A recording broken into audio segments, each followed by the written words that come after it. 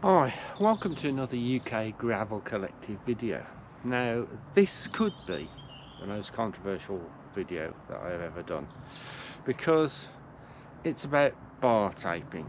Now, everyone who sees me bar tape says you're doing it the wrong way, and that includes professional bike mechanics and amateur bike mechanics, but it works. So I've been wetting the back of my neck with a few cold snacks, so I've got the courage to do a video. Now, I'm probably going to get flamed for it, but I don't care.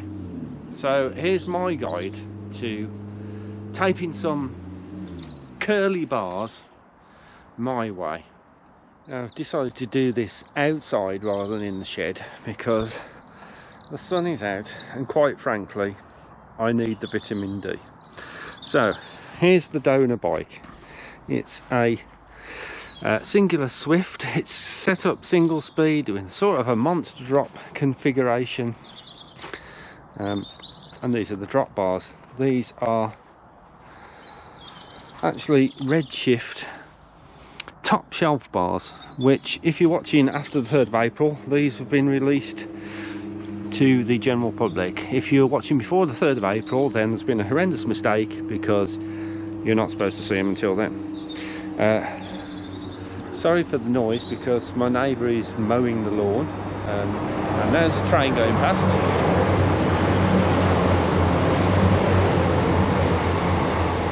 Now, I'm not going to shout at the neighbour because he's a really nice guy.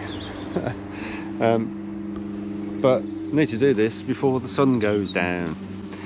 So what I've done, or what you should do if you are using bars or retaping bars that are already set up, then just leave them exactly how they are underneath the tape, because where your shifters sit in relation to the bar is purely personal preference.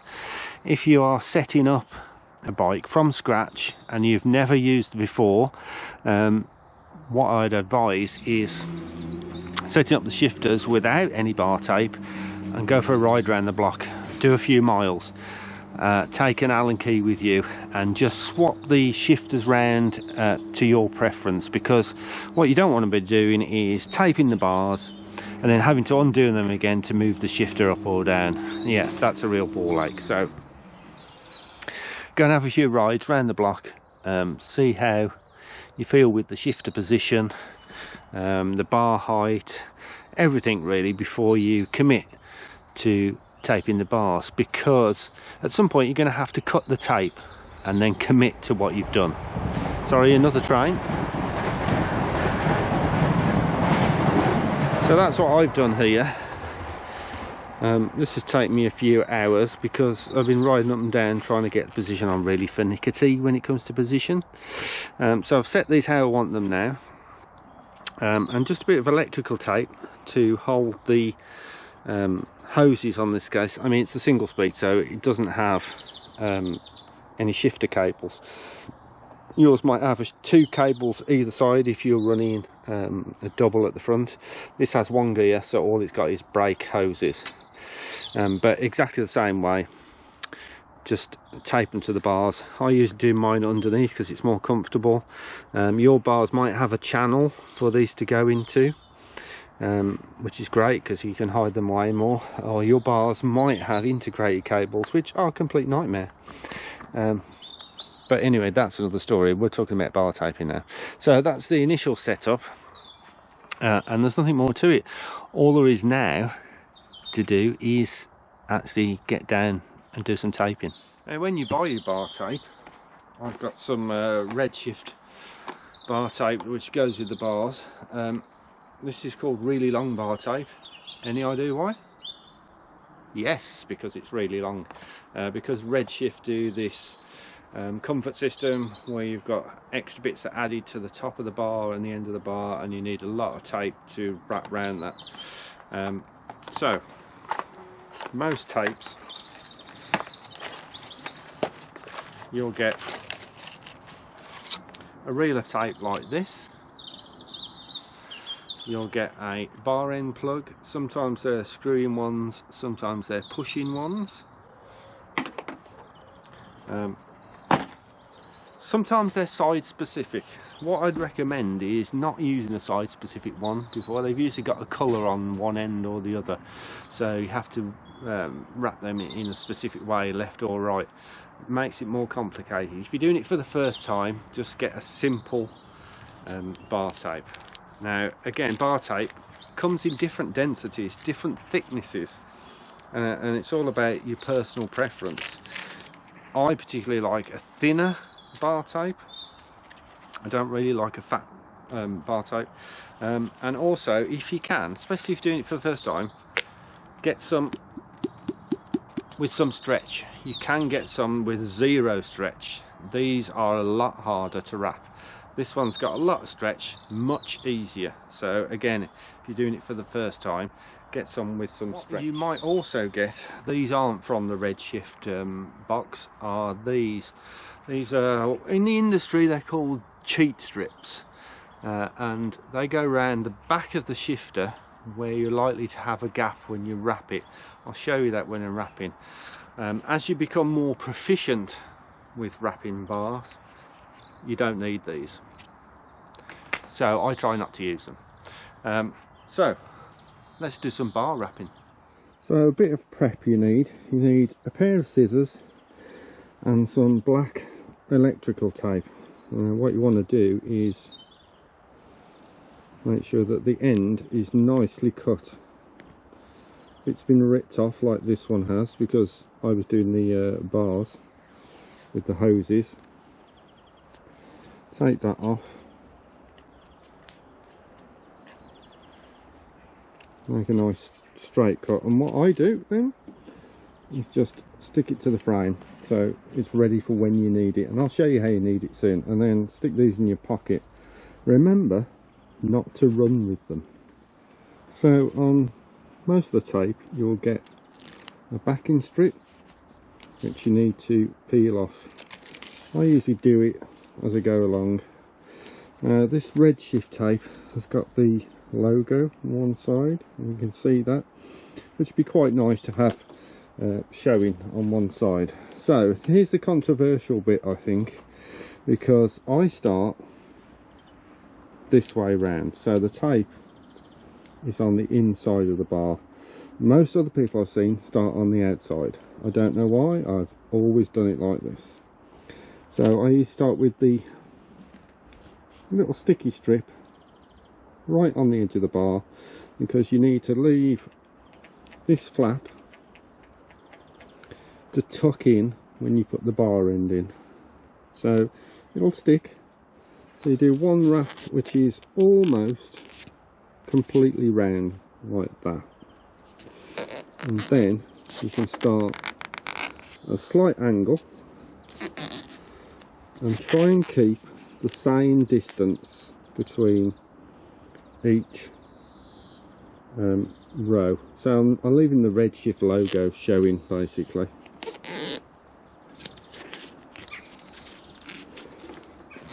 And then just wrap it. Now you've got to keep a fair amount of tension on this, not too much, not too little. Depends how stretchy your tape is. If it's not stretchy at all, you're going to have to put more finger effort in. This one is quite stretchy, so I don't have to do quite so much. So keep the pressure on, and you'll see that at some points you get like a little bit of baggy ribbon or tape, but you're taping over that, so it doesn't really matter. It matters more when you get a really inflexible tape.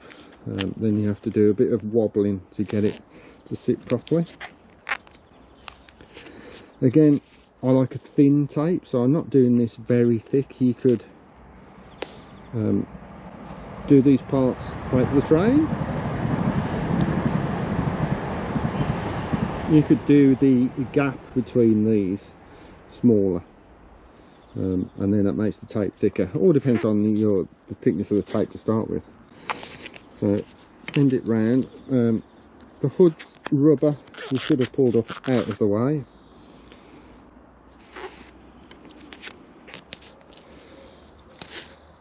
Now we get to the important part. So if you're going to use the cheat strip, obviously this isn't part of this tape set because it's a different colour. You put that behind here and cut it to the length so it's this side of the shifter and then the other side the same. And then when you put this rubber part back over, it hides the gap if you've got one. That's why it's called a cheat strip. So I'm going to try and do it without this now.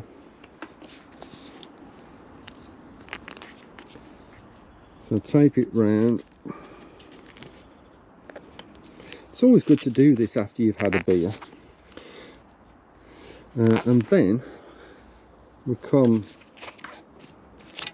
through over the shifter, pull this surplus out the way, under the shifter, and then under the underside of the shifter, and then back round, pull it all through,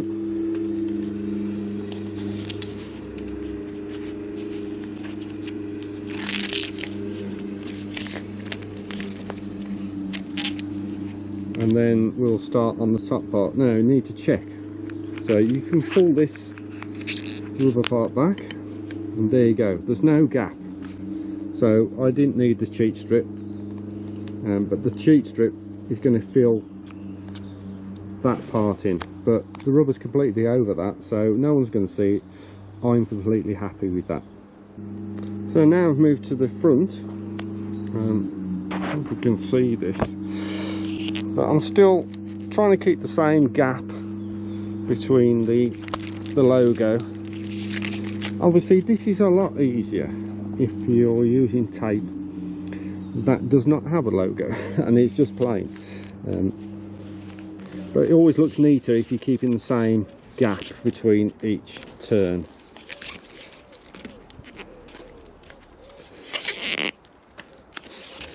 And then as you come round to the middle part of the bar, now this again depends on what size bars you've got. These are 44mm, but obviously because of this rise, the top shelf part, I'm going to want to stop the tape here really. If your bars are the standard type, you might go a bit further in. Again, it's all personal preference. If you're using aero bars and you've got a flat part here, you might want to stop them right on the corner there and leave this bit really thin and aero. It's all personal preference.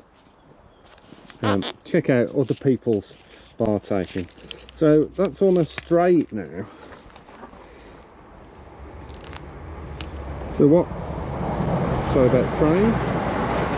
That's almost straight now. So what we need to do is curl it a bit inwards, and that's going to have a lot of scope on this one because of the length of the bars. These are a bit unusual.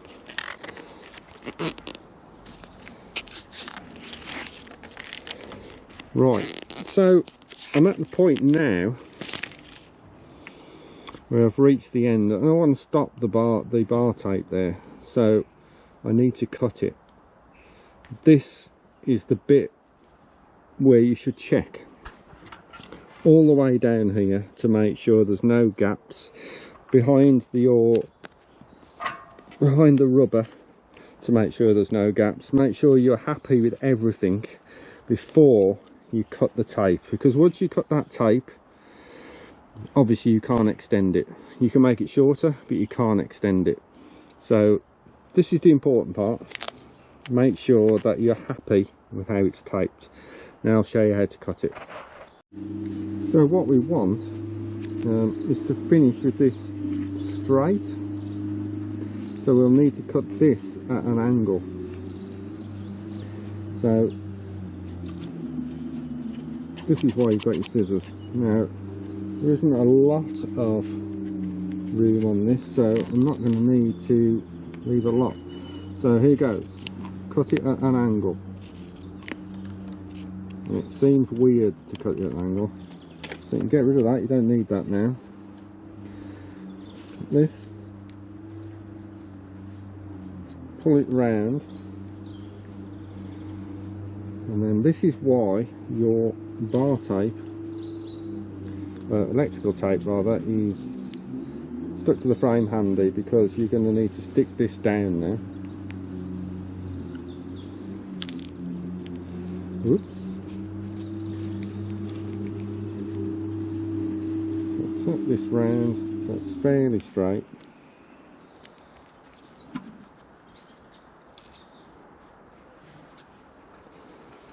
This isn't the stickiest of tape by the look of it. I think it might have slightly been contaminated with some tubeless sealant that I was playing with yesterday.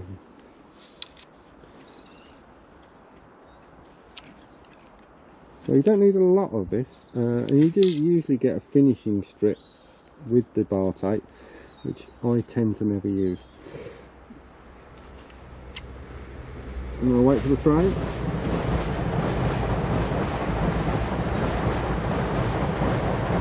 Put that off straight, stick that back to the bars for the other side, and then I'm going to go round to the front.